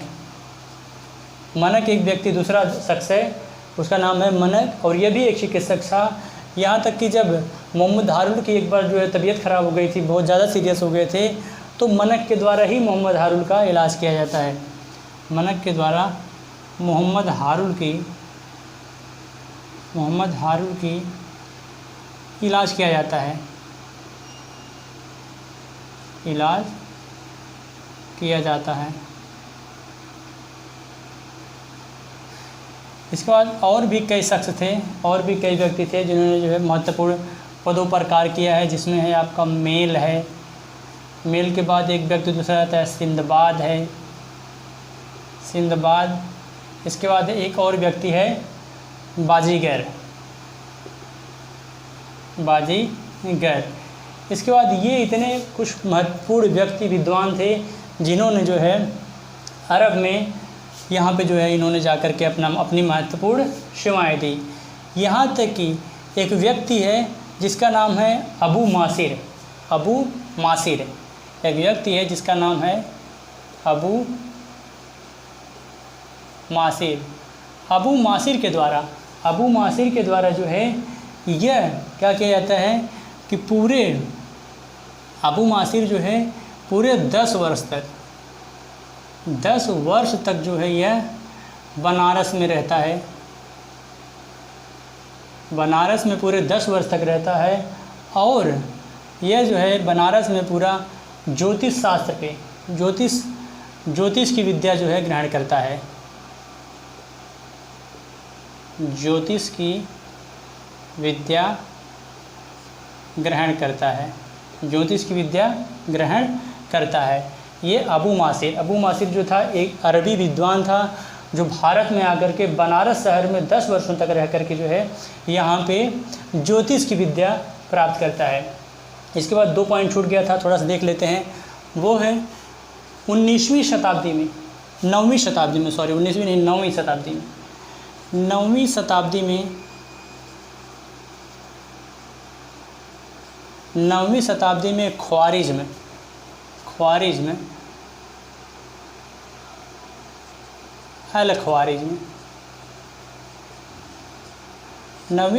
में अल ख्वारिज़्म नाम के एक महान गणितज्ञ थे। अरब के एक महान गणितज्ञ थे जिन्होंने 9वीं शताब्दी में पूरे अरब क्षेत्र में जो है भारतीय गणित का जो है इन्होंने पूरे अरब में प्रचार प्रसार किया। 9वीं शताब्दी में किसके द्वारा प्रचार प्रसार किया जाता है?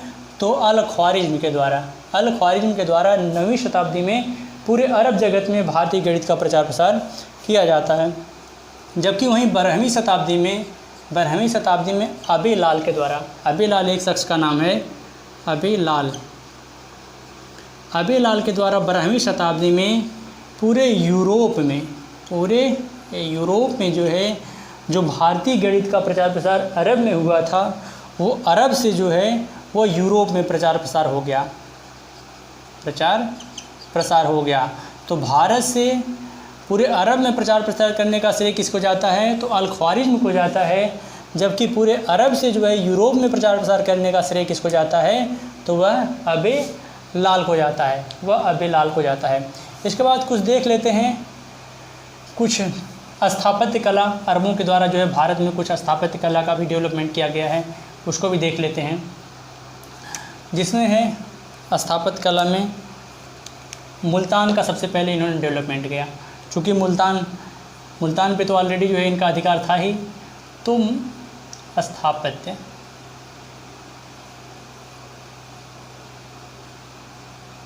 इन्होंने क्या किया कि मुल्तान को पूरा डेवलपमेंट किया, मुल्तान का डेवलपमेंट किया, मुल्तान का डेवलपमेंट किया। इसके बाद इन्होंने एक नया शहर मंसूरा, मंसूरा नाम का एक नया शहर बसाया, मंसूरा नाम का एक नया शहर बसाया, नया शहर बसाया। और यही आगे चल कर के जो ये मंसूरा है, यही जो है आगे चल कर सिंध की राजधानी बनती है। मंसूरा सिंध की राजधानी बनती है मंसूरा। इसके बाद एक और नया शहर बसाया जाता है इनके द्वारा, अल मफूजा, अल मफूजा, अल मफूजा। और अल मफूजा जो है यह प्रतिहारों से सुरक्षा के लिए जो है अल मफूजा बसाया गया था, प्रतिहारों से सुरक्षा के लिए। प्रतिहारों का एक शासक था जिसका नाम है मिहिर भोज, मिहिर भोज जो प्रतिहार का एक महान शासक था, जो अरबों के लिए एक नाशक के रूप में सिद्ध हुआ। जब तक ये था तब तक हर अरबों के हर आक्रमण को जो है विफल कर देता था। तो प्रतिहारों से सुरक्षा के लिए जो है इन्होंने अल मफूजा नामक एक शहर बसाया था। इसके बाद मंसूरा नाम का एक शहर बसाया था, जो आगे चल कर के इन्होंने सिंध की राजधानी बनाई। इसके बाद मुल्तान शहर का डेवलपमेंट किया। तो इस तरह से जो है हमने पूरे टॉपिक को डिटेल से कवर किया, इसका किस तरह से कब कैसे आक्रमण हुआ, क्या किस वजह से आक्रमण हुआ। साथ ही साथ हमने ये भी देखा कि अरबों का इम्पैक्ट क्या हुआ, किस तरह से जो है सत्ता परिवर्तित हुई, खलीफा किस तरह से जो है पहले सुलेमान बना और सुलेमान ने किस तरह से जो है षड्यंत्र के तहत उसको मोहम्मद बिन कासिम को मरवा देता है। फिर धीरे धीरे सत्ता पे पूरी उसकी जो है पकड़ हो जाती है। फिर किस तरह से जो है आता है अरब जो है खलीफा, फिर उसने जो है विद्वानों को किस तरह से संरक्षित किया। आगे चल करके भारतीयों के द्वारा, न केवल भारतीयों को वहाँ पे बुला करके जो है बसाया गया भी भारतीय विद्वानों का, वरन जो है अरबियों के द्वारा जो है भारत में आए और यहाँ से जो है उन्होंने काफ़ी चीज़ें गणित, चिकित्सा और ज्योतिष वगैरह आज जो है उन्होंने सीखा और धीरे धीरे पूरे अरब में विकास किया, विस्तार किया और अरब से पूरे यूरोप में विस्तार हुआ। इस तरह से जो है भारतीय ज्ञान का धीरे धीरे विस्तार हुआ। तो ये कहीं न कहीं जो है ये इम्पैक्ट था। अब अगला जो टॉपिक है वो है इस्लाम धर्म का उदय। अगला टॉपिक है इस्लाम धर्म का उदय, किस तरह से जो है इस्लाम धर्म का उदय होता है। अगर इस्लाम धर्म की बात करें तो इस्लाम धर्म के संस्थापक जो माने जाते हैं वो हज़रत मोहम्मद साहब को माना जाता है। हज़रत मोहम्मद साहब को इस्लाम धर्म का संस्थापक माना जाता है। और हज़रत मोहम्मद साहब का जो जन्म हुआ था वह 570 ईस्वी में हुआ था। हज़रत मोहम्मद साहब का जन्म कब हुआ था? तो 570 ईस्वी में। इस्लाम धर्म का उदय, पृष्ठभूमि देख लेते हैं। पृष्ठभूमि देखें तो सबसे पहले देख लेते हैं हज़रत मोहम्मद साहब। इस्लाम धर्म का संस्थापक किसे माना जाता है? तो हज़रत मोहम्मद साहब को, हज़रत मोहम्मद साहब को या पैगंबर मोहम्मद साहब को, पैगंबर मोहम्मद साहब या हज़रत मोहम्मद साहब को इस्लाम धर्म का संस्थापक माना जाता है। और इनका जो जन्म हुआ था वह 570 ईस्वी में हुआ था। जन्म हज़रत मोहम्मद साहब का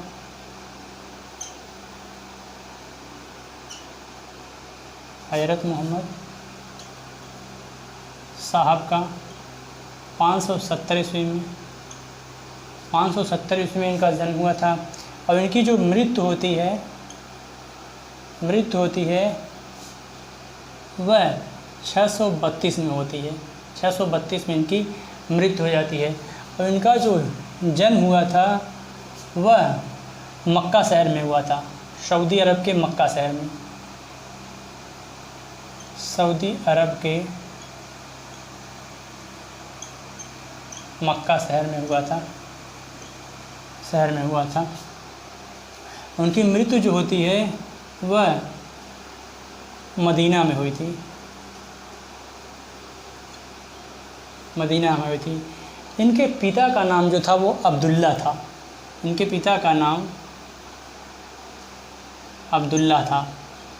माता का नाम जो था वो अमीना था। इनकी माता का नाम अमीना था। 24 वर्ष की अवस्था में, कहीं की 24 दिया है, कहीं के 25 दिया है, 24-25 वर्ष की अवस्था में जो है इनका विवाह होता है, निकाह होता है। वो एक खजीदा नाम की एक विधवा रहती है। खजीदा नाम की एक विधवा जो है रहती हैं, इन्हीं से जो है इनका विवाह होता है। और इनकी एक पुत्री रहती हैं जिसका नाम था फातिमा इनकी पुत्री का नाम रहता है। और इनके जो दामाद थे उनका नाम था अली जो है इनके दामाद थे। इसके बाद इस्लाम धर्म का जो सबसे पवित्र ग्रंथ है वह है कुरान। पवित्र ग्रंथ जो है वह है कुरान। इस्लाम धर्म का पवित्र ग्रंथ है जिसे कुरान कहा जाता है। कुरान एक पवित्र ग्रंथ है। इसके बाद सबसे पवित्र, इस्लाम का सबसे पवित्र माह जो महीना जो है वह है सबसे पवित्र माह जो है वो है रमज़ान। रमज़ान का माह जो है वो सबसे पवित्र माह माना जाता है रमज़ान का। इसके बाद आगे चल कर के जो है कहा जाता है कि आगे चल कर के इन्हें एक हीरा नामक गुफा में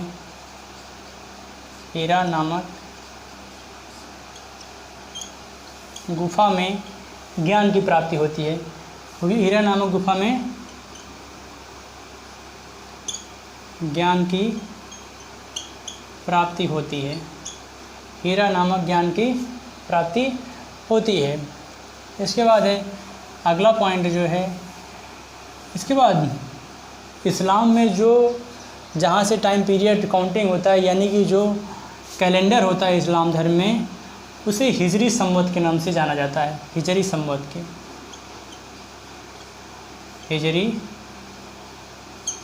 के नाम से जाना जाता है कैलेंडर को। जो कैलेंडर रहता है इस्लाम धर्म में, इस्लाम धर्म के कैलेंडर को जो है वो हिजरी नाम से जाना जाता है। मोहम्मद साहब के द्वारा 622 में हिजरी संवत की स्थापना की जाती है। हिजरी संवत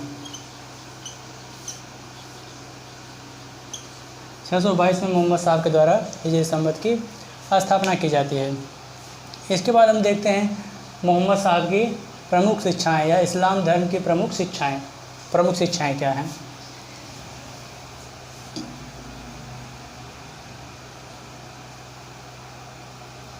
इस्लाम धर्म जो था ये मूर्ति पूजा का विरोधी था। इस्लाम धर्म मूर्ति पूजा का विरोधी था। एक्चुअली में जब इस्लाम धर्म उदय हुआ, जब मोहम्मद साहब को ज्ञान प्राप्त हुआ, जब इन्होंने लोगों को बताया कि मूर्ति पूजा का जब इन्होंने विरोध करना प्रारंभ किया, तो जो वहाँ का पुरोहित वर्ग था वो इनके विरुद्ध हो गया। जब इनके विरुद्ध हो गया तो मजबूरन इनको जो है मक्का छोड़ करके मदीना जाना पड़ा। मक्का से इन्हें मदीना जाना पड़ा। मक्का के लोगों ने इतना ज़्यादा इनके साथ ज़्यादती की, मजबूरन इन्हें जो है यहाँ से छोड़ करके जाना पड़ा।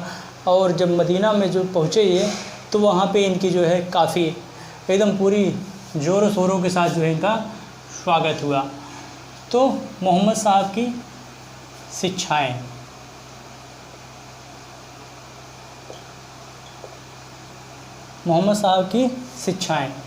शिक्षाएं देख लेते हैं पहले। शिक्षाएं या मोहम्मद साहब के सिद्धांत। पहला है शिक्षाएं।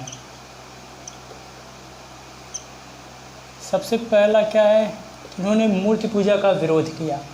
मूर्ति पूजा का विरोध है, मूर्ति पूजा का विरोध किया, यानी कि इस्लाम धर्म में मूर्ति पूजा के लिए कोई स्थान नहीं है। मूर्ति पूजा का इन्होंने विरोध किया, मूर्ति पूजा के लिए कोई स्थान नहीं है इस्लाम जगत में। अगला जो पॉइंट है, इनकी शिक्षाएं जो हैं वो ये हैं कि माता पिता, गुरु तथा फ़कीरों का आदर करें। माता पिता, गुरुजनों तथा फ़कीरों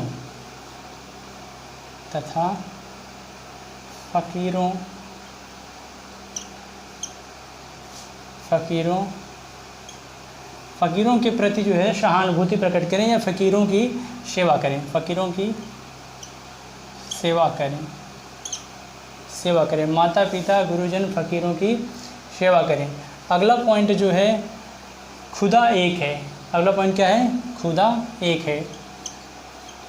खुदा एक है और सभी मनुष्य जो है वह खुदा के बंदे हैं। खुदा एक है और सभी मनुष्य क्या हैं, खुदा एक है, सभी खुदा के बंदे हैं। सभी खुदा के बंदे हैं। और इस्लाम धर्म में पैसा उधार लेना यानी ब्याज पे पैसा लेना जो है सख्त वर्जित है। इसका जो है विरोध किया गया है। ब्याज, जुआ खेलना बिल्कुल वर्जित है। जुआ, उसके बाद शराब पीना यानी कि मदिरा को हाथ लगाना भी पाप समझा जाता है इस धर्म में। इसके बाद है सूअर का मांस खाना। सूअर का मांस खाना प्रतिबंधित है। मांस खाना प्रतिबंधित है। जुआ खेलना, शराब पीना, इसके बाद है मांस यानी कि सूअर का मांस खाना, इसके बाद ब्याज पे पैसा लेना, ये सब जो है इस्लाम धर्म के ख़िलाफ़ है। इस्लाम धर्म की शिक्षाओं के ये सब विरुद्ध हैं। अगला जो है बहुविवाह। बहुविवाह को जो है इसमें मान्यता दी गई है। बहुविवाह को मान्यता दी गई है। बहुविवाह को मान्यता दी गई है। बहुविवाह को मान्यता दी गई है। अगला पॉइंट जो है गुलामों के साथ सहानुभूति रखें। अगला पॉइंट जो है गुलामों के साथ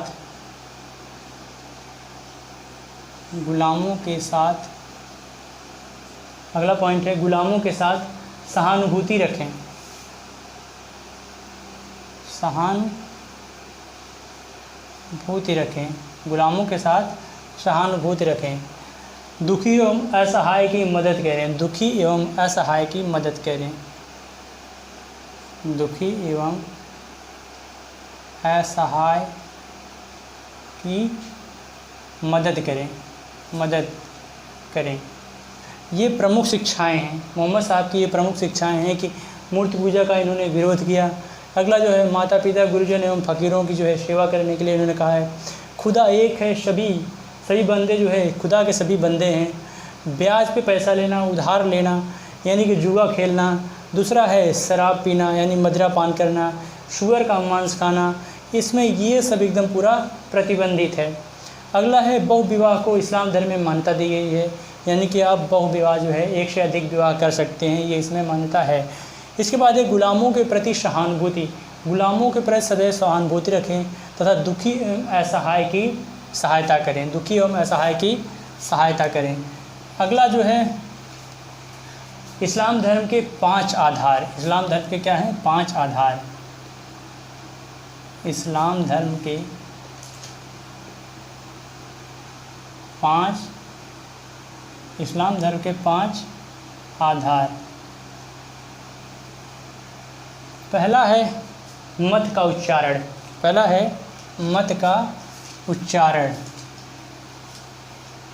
मत का उच्चारण। अगला है नमाज। यानी कि दिन भर में जो है कम से कम दिन भर में आपको 5 बार जो है नमाज़ पढ़ना है। ये इस्लाम धर्म के 5 जो है ये आधार हैं, 5 आधार हैं। अगला है ज़कात। ज़कात जो है यह एक धार्मिक कर है जो सभी को देना पड़ता है। ज़कात जो है ये एक धार्मिक कर है जो सभी को देना पड़ता है। अगला जो है रमज़ान के माह में ज़कात रखना। अगला है रमज़ान के माह में ज़कात रखना। तो अगला है हज करना। हज करना मुस्लिमों के लिए जो है ये कहा गया है कि कम से कम एक बार जीवन में कम से कम एक बार जो है हज की यात्रा करें। हज यानी मक्का की यात्रा, मक्का मदीना की यात्रा। इसके बाद जो अगला है वह है प्रमुख सिद्धांत। अगला जो है वह है प्रमुख सिद्धांत। इनके क्या प्रमुख सिद्धांत हैं? इस्लाम धर्म के 5 आधार में हमने देखा, मत का उच्चारण, नमाज, ज़कात, रमज़ान में ज़कात रखना और हज करना। ये प्रमुख जो है इस्लाम धर्म के 5 आधार हैं। इसके बाद है अगला इस्लाम धर्म के प्रमुख सिद्धांत। इस्लाम धर्म के प्रमुख सिद्धांत।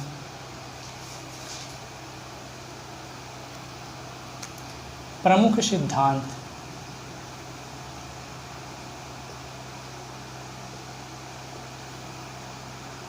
इस्लाम धर्म के प्रमुख सिद्धांत।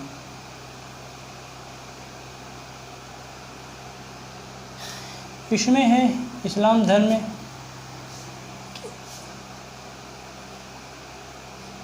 ईश्वर एक है, यानी कि खुदा एक है, अल्लाह एक है और उसमें विश्वास रखना चाहिए। ईश्वर एक है और उसमें विश्वास रखो। खुदा एक है उसमें विश्वास रखो। खुदा एक है उसमें विश्वास रखो, विश्वास रखो। अगला है फरिश्ते में विश्वास रखो। फरिश्ते में विश्वास रखो, विश्वास रखो। अगला है खुदा एक है उसमें विश्वास रखो, फरिश्ते में विश्वास रखो। अगला है कुरान, कुरान में विश्वास रखो। अगला है कुरान में विश्वास रखो, कुरान में विश्वास रखो, विश्वास रखो। अगला है देवदूत में विश्वास रखो। देवदूत में विश्वास रखो, विश्वास रखो। स्वर्ग व नरक में विश्वास रखो। अगला है स्वर्ग व नरक में विश्वास रखो। स्वर्ग व नरक में विश्वास रखो, विश्वास रखो। ये हज़रत मोहम्मद साहब के 5 सिद्धांत हैं। ये पहला है और ये दूसरा है। यानी कि पहले 5 सिद्धांत जो हैं, खुदा एक है उसमें विश्वास रखो, यानी कि अल्लाह जो है वो एक है, एक ही ईश्वर है, उसमें भरोसा रखना चाहिए, विश्वास करो। अगला जो है फरिश्ते, फरिश्ते में जो है फरिश्तों में भरोसा रखिए, विश्वास करिए फरिश्तों में। अगला है कुरान, कुरान में विश्वास रखिए, जो एक धार्मिक पुस्तक है कुरान, तो उसमें भी विश्वास रखना चाहिए। अगला है देवदूत, देवदूतों में भी विश्वास रखना चाहिए। और अगला है स्वर्ग व नरक में भी विश्वास रखना चाहिए, यानी कि यहीं पे स्वर्ग है और यहीं पे नरक है, यानी कि जो जैसा करेगा उसके हिसाब से जो है उसे फल मिलेगा, फल की प्राप्ति होगी। इसके बाद अगला जो है, अगली जो शिक्षाएं हैं, प्रमुख सिद्धांत हैं, वह है पहला रमज़ान में रोज़ा रखना। यानी कि रमज़ान जो है वो इस्लाम धर्म का एक पवित्र माह है, रमज़ान का माह, और उसमें जो है रमज़ान के पूरे महीने में जो है वो रोज़ा रखा जाता है। पवित्र जो है रमज़ान का महीना सबसे पवित्र माना जाता है और इसमें जो है रोज़ा रखा जाता है। अगला है दिन में 5 बार, दिन में 5 बार, दिन में 5 बार नमाज़ पढ़ना, दिन में 5 बार नमाज़ पढ़ना, नमाज पढ़ना, दिन में 5 बार नमाज पढ़ना। अगला है अपने आय का 1/4, अपने आय का 1/4 भाग ही खर्च करें, व्यय करें, खर्च करें। अगला जो है कलमा पढ़ना, कलमा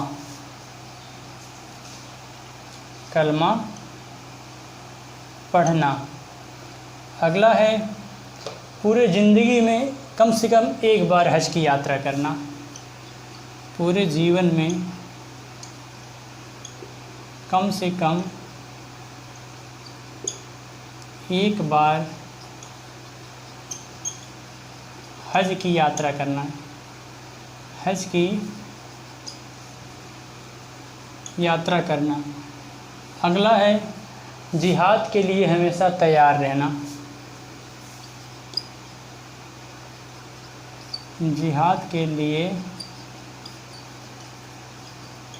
हमेशा तैयार रहना, जिहाद के लिए हमेशा तैयार रहना। इस तरह से जो है ये मोहम्मद साहब के 5 प्रमुख सिद्धांत थे। रमज़ान में रोज़ा रखना, दिन में 5 बार नमाज़ पढ़ना, ज़िंदगी में कम से कम 1 बार जो है हज की यात्रा करना, कलमा पढ़ना और हमेशा जिहाद के लिए तैयार रहना। ये तो कुछ जो है प्रमुख सिद्धांत हो गए मोहम्मद साहब के। जब मोहम्मद साहब की मृत्यु हो जाती है, मोहम्मद साहब की मृत्यु के बाद जो है तो मोहम्मद साहब के उत्तराधिकार के लेकर के जो है आपस में मतभेद की स्थिति पैदा हो जाती है और आगे चल कर के जो है इस्लाम धर्म 2 संप्रदायों में विभाजित हो जाता है। जिस तरह से हमने देखा था आगे चल कर के बौद्ध धर्म जैन धर्म में विभाजित हो जाता है, बौद्ध धर्म में हीनयान महायान और जैन धर्म में श्वेतांबर और दिगंबर में विभाजित हो जाती है, उसी तरह से आगे चल कर के इस्लाम धर्म में 2 संप्रदायों में विभाजित हो जाता है, सुन्नी और शिया। सुन्नी जो लोग थे, शिया लोग जो थे वो उनका कहना था कि जो मोहम्मद साहब हैं उनके रिश्तेदारों को ही जो है उनका उत्तराधिकारी बनाया जा सकता है, यानी जो खलीफा होंगे, क्योंकि इस्लाम का उत्तराधिकार जो होता है वो सर्वेसर्वा खलीफा होते हैं, ठीक। तो खलीफा उन्हीं को बनाया जा सकता है जो मोहम्मद साहब के करीबी रहे हों, जो मोहम्मद साहब के रिश्तेदार वगैरह रहे हों। जबकि जो सुन्नी जो थे उनका मानना था कि खलीफा वही व्यक्ति बन सकता है जिसके अंदर योग्यता हो, जो योग्य हो। इस तरह से जो है इस मतभेद को लेकर के आगे चल कर के जो है 2 संप्रदायों में बढ़ जाता है, शिया और सुन्नी।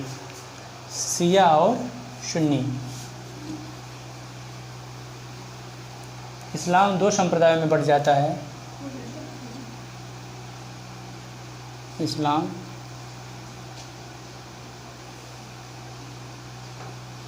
दो संप्रदायों में बढ़ जाता है, शिया और सुन्नी।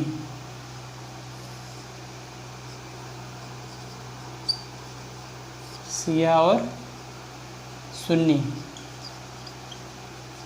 सुन्नी जो थे ये सुन्ना में विश्वास रखते थे और सुन्ना जो है ये मोहम्मद साहब से संबंधित है, जबकि शिया जो थे ये अली की शिक्षाओं में विश्वास करते थे, अली की शिक्षाओं में विश्वास करते थे, अली की शिक्षाओं में विश्वास करते थे। आगे चल कर जो है इराक़ के करबला नामक स्थान पे, इराक़ के शहर करबला नामक स्थान पर जो है आगे चल कर के इनकी हत्या कर दी जाती है। इराक़ के करबला नामक स्थान पर जो है इनकी हत्या कर दी जाती है। इनके 2 पुत्र थे, एक का नाम था हुसैन, एक का नाम था हुसैन। तो इनके जो है 2 पुत्र थे। इस तरह से जो है इस्लाम धर्म का भी पूरा टॉपिक जो है एकदम कंप्लीट हो गया। और अब ऐसा कोई क्वेश्चन नहीं है जो इससे बाहर जाएगा। सारा का सारा टॉपिक हमने पूरा डिटेल से कवर किया, यानी कि एसएससी छोड़िए, स्टेट पीसीएस और यूपीएससी तक के जितने भी प्रीलिम्स लेवल के जो है क्वेश्चन हैं वो यहाँ से जो है फंस जाएंगे। जबकि अगर मेंस पे भी चर्चा करेंगे तो जो इसका इम्पैक्ट वगैरह रहा है वो मेंस के लिए भी काफ़ी महत्वपूर्ण हो सकता है। तो अब इसी के साथ हमें इजाज़त दीजिए। जय भारत, जय हिंद।